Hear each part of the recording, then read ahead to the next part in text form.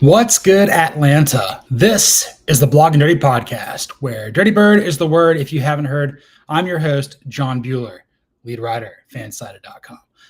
Got an exciting show for you guys today here with Blog and Dirty Bird Nation. Going to talk a little bit about what happened and what didn't happen in the Falcons' second preseason game versus the Titans.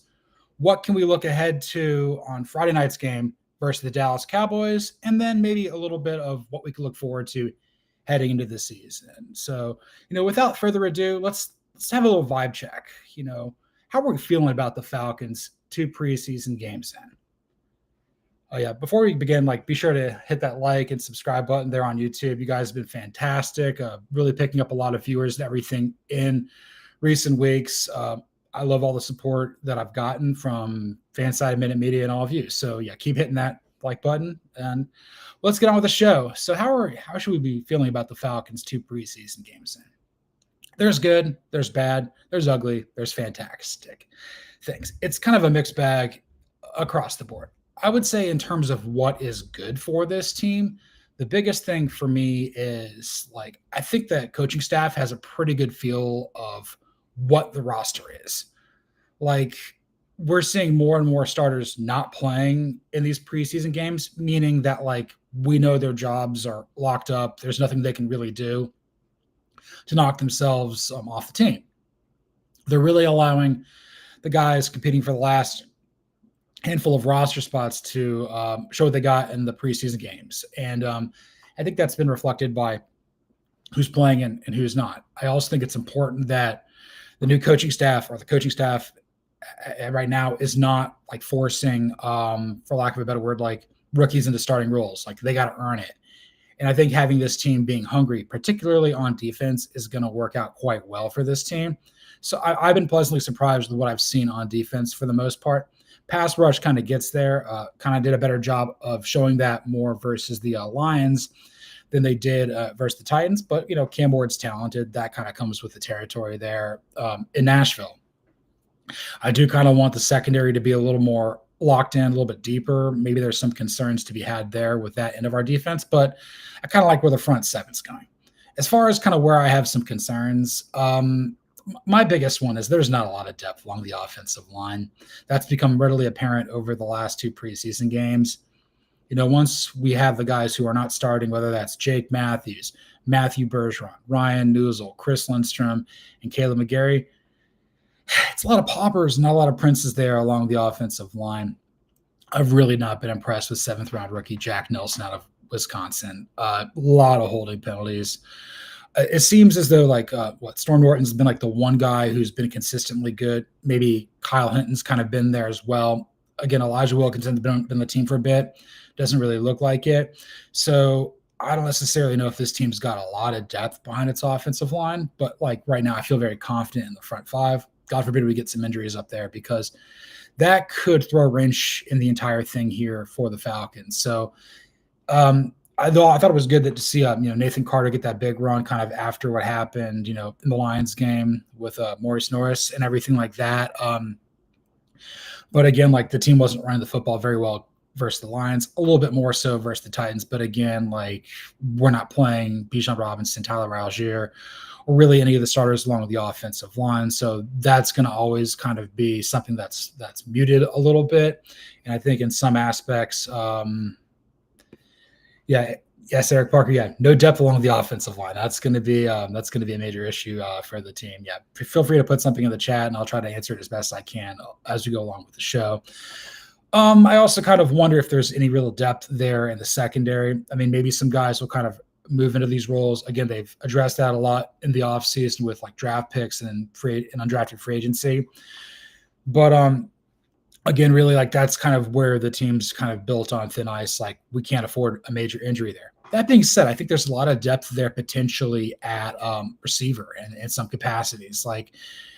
We kind of know who's going to make the team at wide receiver for the Falcons, but there's been guys who are challenging for that wide receiver 5 and 6 spot in some instances that have been really impressive. I think Chris Blair's kind of been the guy that's caught my eye a little bit more so than others. There are moments where Dylan Drummond's looked good. Davis Sills the fifth has had his moments. And honestly, for as much as I've been hyping up Nick Nash, coming out of San Jose State as an undrafted free agent, I don't know if he's going to make the team.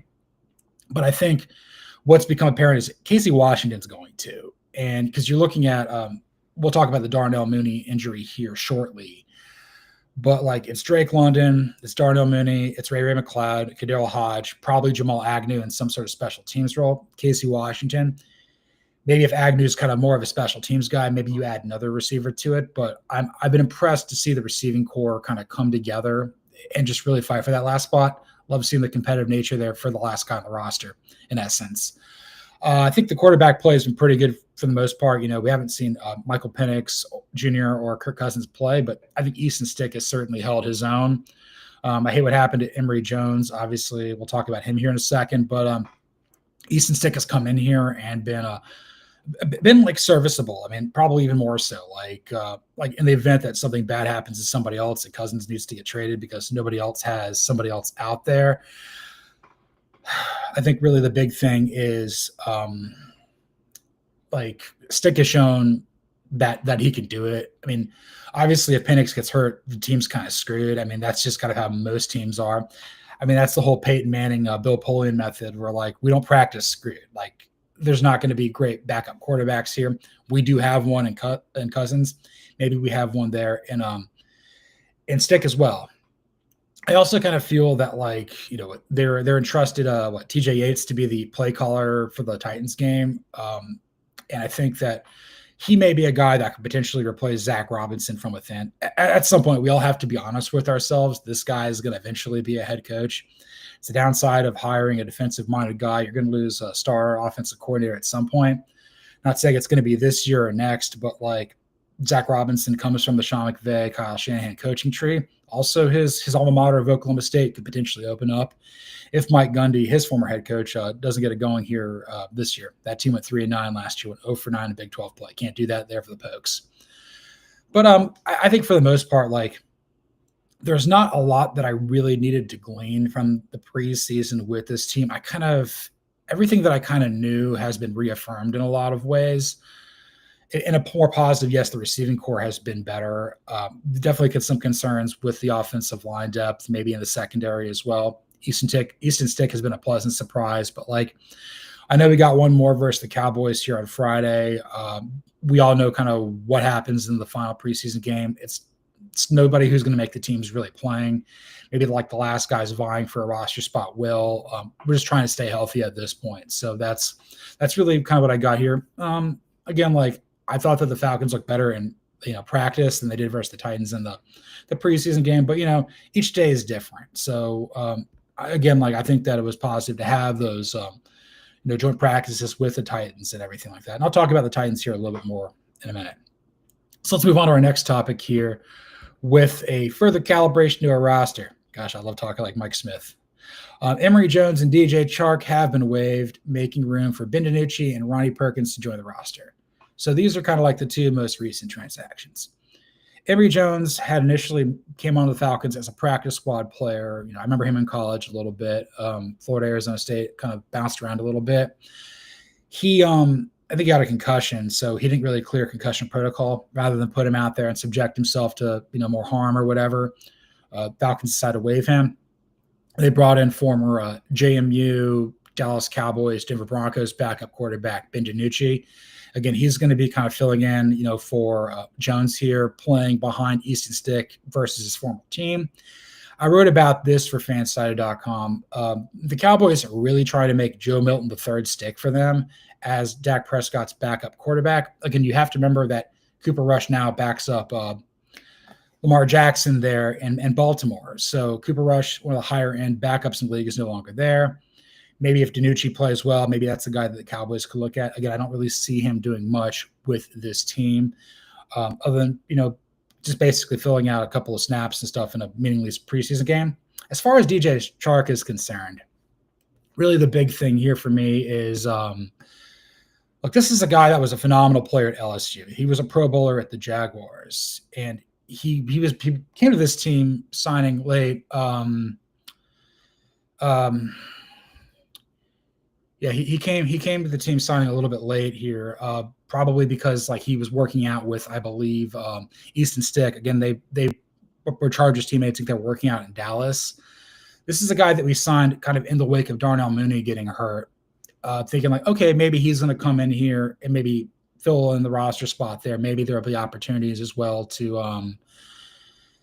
try to think what the word is, like, maybe help right out the receiving core in some capacities. Anyway, I'm kind of in a word salad here a little bit here. I was expecting him to do a lot, and he didn't do very much.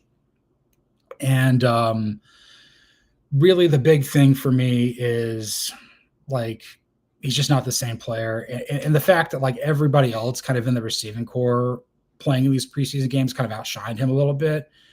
It leads me to believe like, hey, you owe it to yourself to try. I mean, Easton Stick kind of stuck his neck out for him. But I think also with Stick throwing it to other guys more so than him, I think that speaks volumes. So if Chark's not going to make this team, clearly, there may be other guys out there like Casey Washington, Chris Blair, maybe Drummond, Sills, Nash. Like they're looking kind of more at other guys to potentially be on this team as opposed to him. So I'm okay with that. And then they bring in Ronnie Perkins, edge rusher. I think he played briefly with the Broncos and the Patriots. I think he played Alabama, I'm not mistaken. But anyway, like this is kind of, they want to see somebody else coming off the edge. He played in the UFL for the Birmingham Stallions. Career didn't kind of go according to plan, former third-round pick.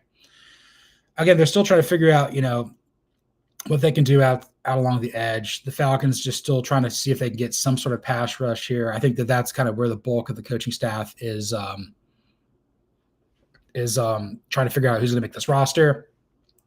I think there are other players on this team that we know are going to make it, but like they're keeping tabs on this because like this is the area where like it's going to be good for the team. If the pass rush hits, then the Falcons can achieve all that they can as a franchise. If they don't, like, then that's going to put more pressure on the defense, going to possibly expose the secondary, keeps the ball out of Michael Penix Jr.'s hands and the offense as well.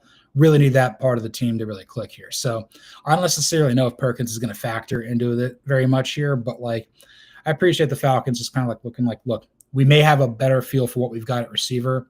Let's add another name into the mix along the edge and see what we got here heading into the final preseason game. So that's kind of like the big changes here. Again, not a lot of cuts have really happened here. We'll see that here later. We'll talk about that probably on the next show, who made the roster, who didn't. Also got some interesting stuff with the show coming up before the season starts. So we got one more after this and then the season before the Buccaneers game. So the 27th, I believe. I can't do math. And I think there's one like on the 3rd or 4th. And we'll be ready to rock at that point. So yeah, that's kind of how I feel about this. Let's move on to from the highest perch in Flowery Branch. Kind of what's the latest on Jalen Walker and Darnell Mooney's injuries? How concerned should we be at this point of the preseason? The Falcons have kind of kept this close to the vest. Again, we've been dealing like Mooney hasn't played really at all this summer since like early training camp practice. He hurt his shoulder. I'm of the belief that like he may not start the season. He might start the season hurt. Maybe it's the first 4 games potentially. Again, like they're keeping it close to the vest. They don't want to make any sort of decisions until they absolutely have to. Really the other thing as well is like, this is why the Falcons are focusing so heavily on receiver, because they may know they may be without him for the time being.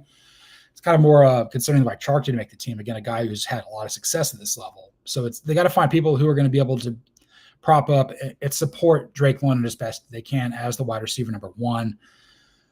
We all know that Ray McLeod and Kadarius Hodge are going to make this team. Again, if maybe there's multiple guys who can make the team, maybe it's not just Casey Washington, maybe it is Chris Blair, maybe it's a bunch of other people that I mentioned already.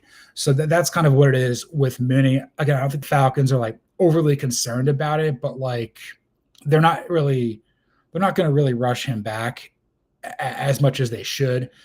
They don't really need to, but the first 6 games of the season are a little bit challenging. I think the last thing you want to do is have him rushed back prematurely, get hurt again, and then not factor in the middle part of the season where there's a lot of wins to be had, as well as at the end of the season where it could be in line for a playoff push. As far as Jalen Walker is concerned, This is very interesting. I really wish he was healthy. Again, he's been dealing with some injuries throughout the preseason. He's dealing with some hamstring stuff. Again, this is the Falcons, one of their 2 first-round picks. Basically, he's going to be a chess piece. They're going to move him all over the front 7, just like Kirby Smart and Glenn Schumann did at Georgia. His role is going to be very versatile. They're going to be causing a lot of havoc because people are like, where's this guy going to be? Whereas James Pearce Jr., who he'll talk about in a second, his role is very clearly defined. It's like, come here, disrupt the passer, wreak havoc. So, again, I think that the Falcons don't want to hamstring themselves, I guess, pun not intended, unintended pun there, so to speak, lack of a better word. They don't want to have him be hurt. They don't want to see him ruin his rookie year before it even begins. I venture to guess he'll probably play versus the Buccaneers to start. Again, you're not going to see him play at all during the final preseason game. Yes, DeMarcus, welcome to the show too as well. Eric, appreciate the stuff in the chat as well. I think in terms of like if we are like concerned, because like these are 2 players that I think the Falcons need to lean on to have the season, to have the type of season that they want. Look, between Walker and Pearce, they got to approach maybe 10 combined sacks, to merit them being, taken in the first round. Mooney's got to approach a 1,000-yard receiving season, really build on the year that he had prior, backing or being the number 2 alongside Drake London. And again, you're dealing with like a second-year head coach, second-year offensive coordinator, second-year starting quarterback, really in his first year as a full-time role. I would say, like, look, I think the team's best players are, what Chris Lindstrom, Jesse Bates are most talented. I'd probably say Bijan Robinson, Drake London are probably next. Then, you're looking at the guys who are going to round out your top 10 of importance here. And I think Mooney and Walker are certainly right there, probably in the top 12. You got a 53-man roster, and, if you're not having guys that are probably top 10, top 15 of importance, being a huge part of it for you, that is a concern. But like, again, they were never going to play in the final preseason game. Why would the Falcons subject them to even more injury? They're not going to play really anybody of note who's absolutely going to make the team. They got to be as healthy as possible for week 1 when the Buccaneers come to town. Again, the Buccaneers, they're dealing with injuries too. Tristan Wirfs is out. Chris Godwin's still dealing with a dislocated ankle. Jalen McMillan's now going to be out for the first half of the season. They got to have a new offensive coordinator with Josh Grizzard being promoted from within. Lots being put on Baker Mayfield's plate. We got to get the Buccaneers at home. It's got to be all about this. I'm not going to say it's going to be very hard for the Falcons to make the playoffs if they don't beat the Buccaneers at home, but like you got to do this because it's going to make it that much more difficult to beat them when they're fully healthy or closer to healthy near the end of the season. Once we got to play them in Tampa. So I'm looking at it from this perspective with Walker and Mooney. Like I would have liked to seen them be a bigger part of the Falcons at preseason, particularly those practices as well, with the Titans and everything like that. I think with Mooney, we kind of know more so with what's going on. Walker, again, the leadership's there, the character traits. It's going to take some time for him to really gel like he did at Georgia. But again, I'm very bullish on him. I think that he's a guy that makes good defenses great. He makes everybody else play at their optimal levels. So I'm very excited about this. Rise up as well, Christy. Yes, welcome to the show as well. So, yeah, that's kind of what I got here. Let's move on to our second half of our show with some blow the whistle or blow the whistle. Has James Pearce Jr. done enough to merit being a starter along the Atlanta Falcons pass rush heading into the season? I'm going to blow the whistle now, like a referee. I don't know if this is necessarily gaslighting him, but look, Jalen Walker's not starting, not projected to start. Pearce isn't as well. And I think this is an opportunity to learn the ropes from veterans like Leonard Floyd and Arnold Ebiketie, who's had a very strong preseason. Be kind of more of a rotational, make every snap count. Again, you have to remember, this isn't the SEC. This is the NFL. He may have played at Tennessee, just like Walker played at Georgia, but you're going up against NFL teams now.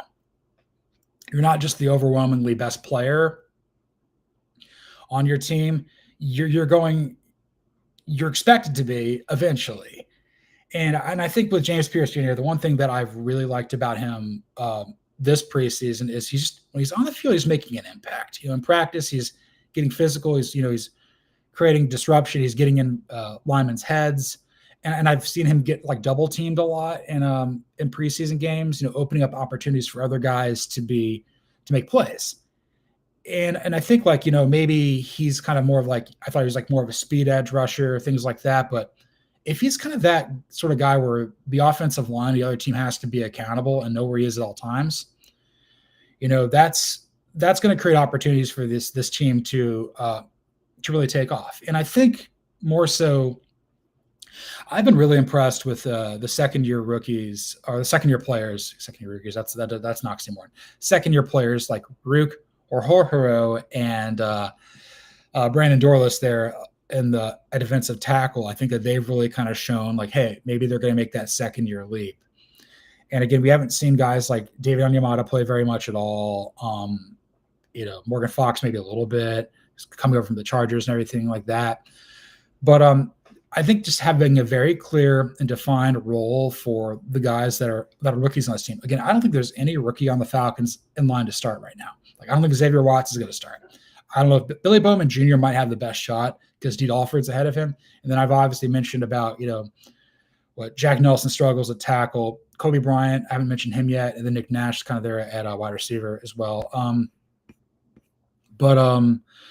And again, I think DeMarcus, you bring up a great point here. James Pearce Jr. has got a phenomenal motor, and you want to keep that motor humming. You don't want to put him out there in snaps where he can't give it his all. Again, the intensity is amped up here. I know playing in major SEC games, the intensity is very high, but this is also the NFL. And it kicks up each level. Division games, it's even more tough. Playoff games, each level it gets more and more intense. So, and I think he's been a good teammate. He's been as advertised. I can see why the Falcons were really, really, really in on him throughout the draft process. This is why they wanted to take him at 15. But the fact that Walker fell and the Panthers for some reason didn't take him, that was so strange. Particularly for the fact that they need stars on defense. He may have played at Georgia, but he's from Salisbury, North Carolina. He's in your backyard, and now you're just going to go play for a rival. He's going to remember that for the rest of his life. And I think also with the Falcons, they trade up to get Pierce. They're we really want you here. We know that you can be a big part of this team. And I think that'll play into him playing harder, even more so. I mean, obviously there's not some guys don't really handle that kind of pressure very well, but again, this is a guy heading into this past college football season that was projected to be a top 5 pick. It didn't work out. I mean, at the same time, we thought Carson Beck and Quinn Ewers were going to be top 10 picks, and neither of them were. Beck is still playing in year 6, and then Ewers was a 7th-round pick by the Dolphins. It just kind of goes to show we don't really know much about the draft process. We got to see the players play first. But tie a bow on this with Pierce, I don't think he's done enough to merit being a starter, because I don't think we need to have entitled people on defense. We need to have people that need to go out there and make plays, because if we don't make enough plays, we're just going to keep making excuses for why this team is continuing its longest playoff drought of my lifetime, tied for the Panthers for the longest in the NFC. Thank goodness the Jets are dysfunctional. So otherwise we'd be getting grilled about that all the time. So yeah, I'm good with Pierce working his way into this, being kind of more of a rotational player. He'll get his opportunities here.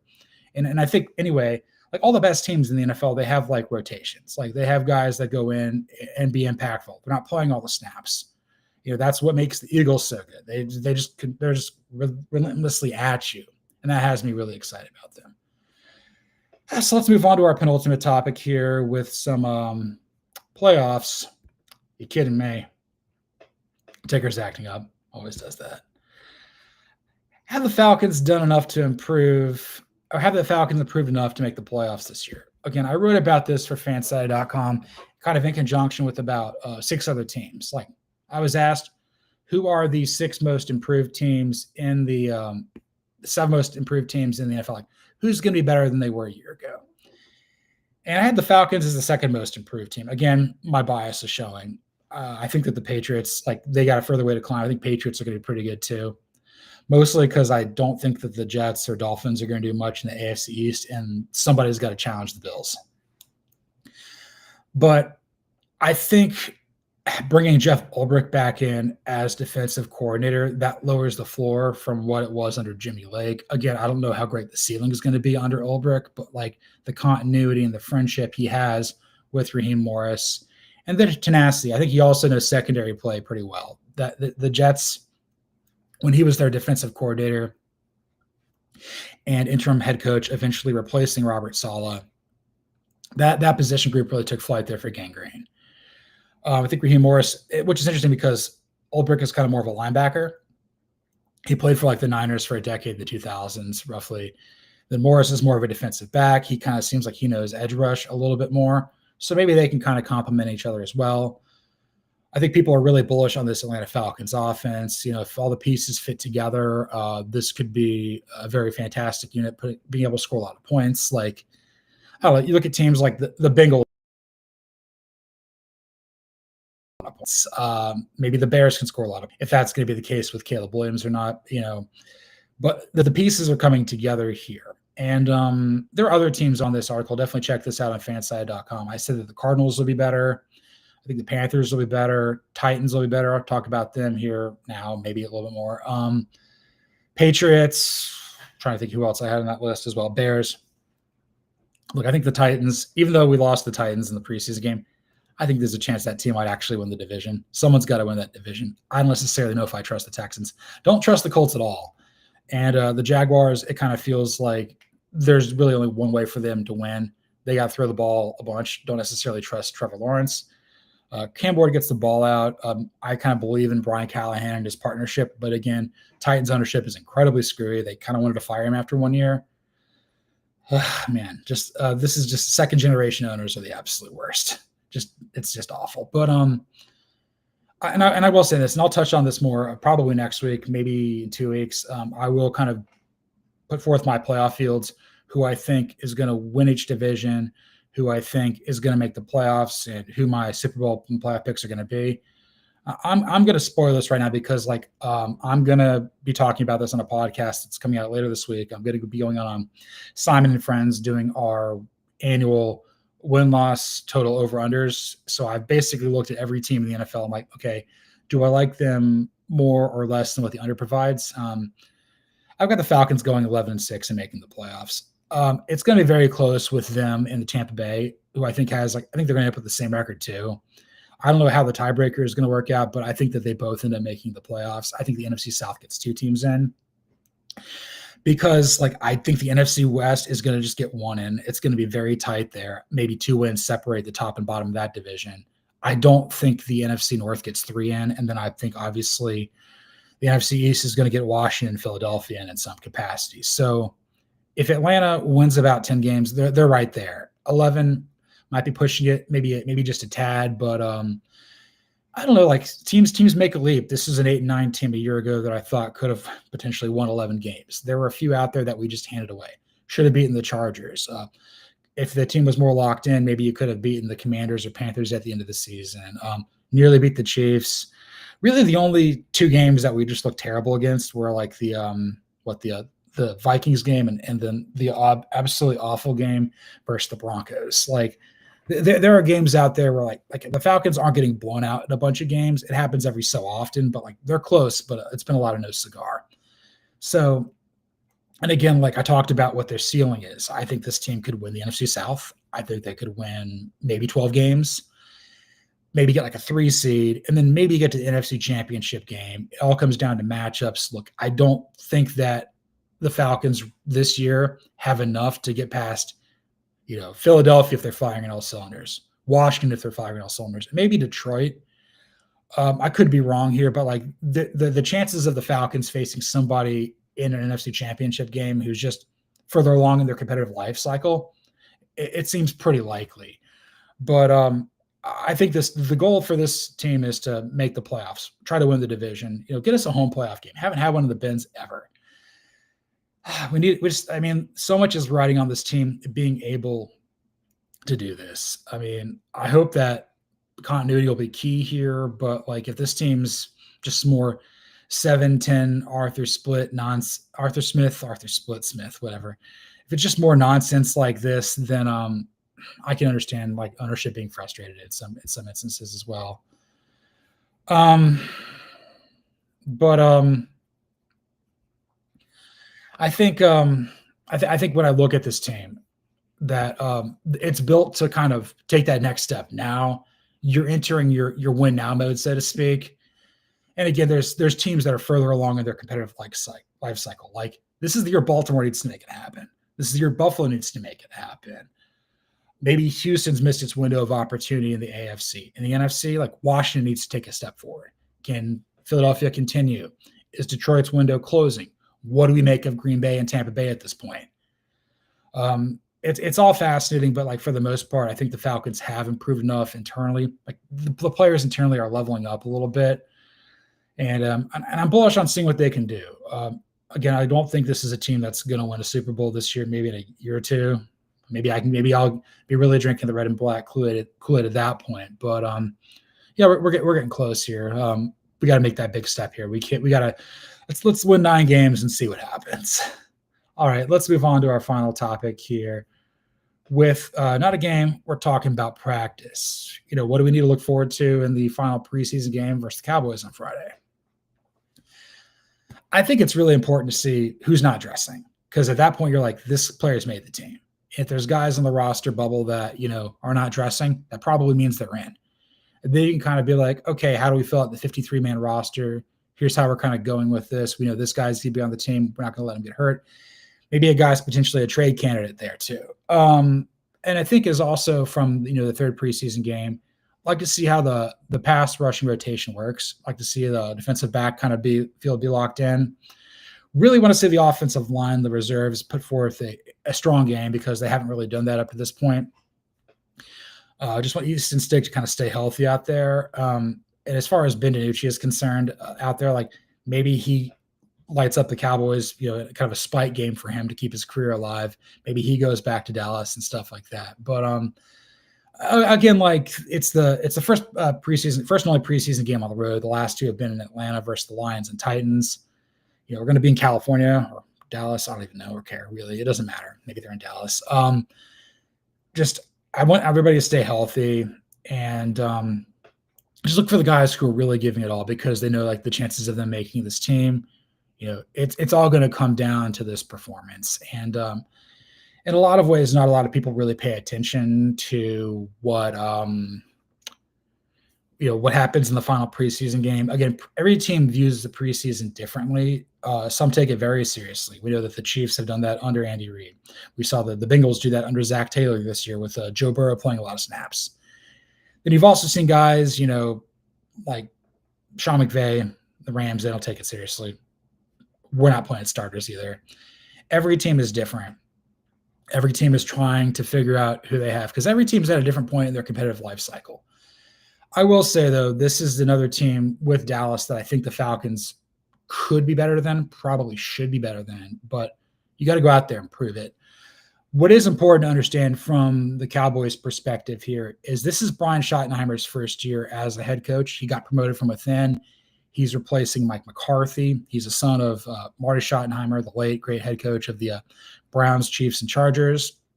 It's in his blood to kind of run the football a bunch. Don't necessarily know if the Cowboys have the running game to necessarily do that.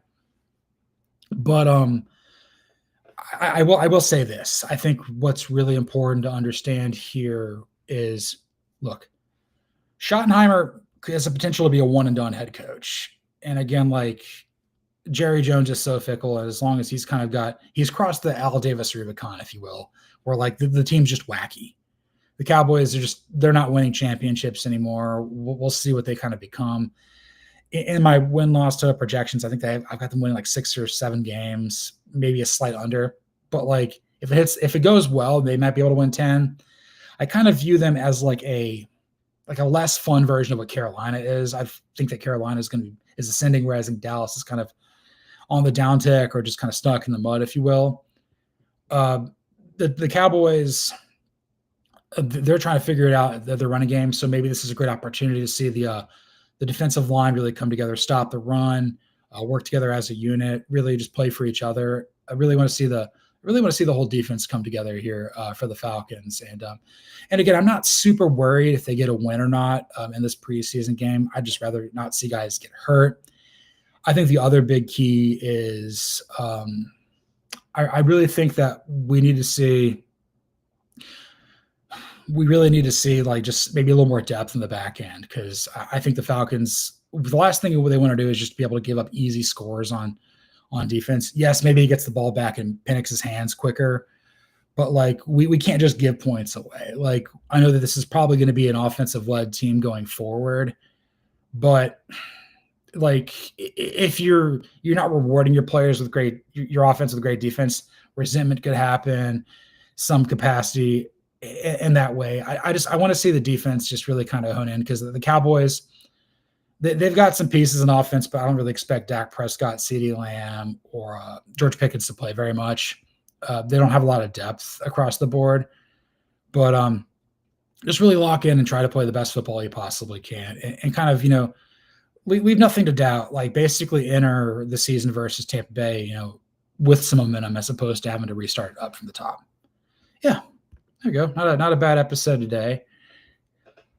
This was episode, I believe, 55 of the Blog and Dirty Podcast. You can follow me, John Buhler, on Twitter or the X at Buhler118.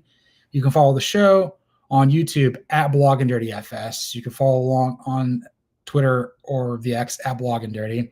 Again, I cover the NFL, college football, and baseball on like a national perspective, mostly through an Atlanta sports area fandom for FanSided.com.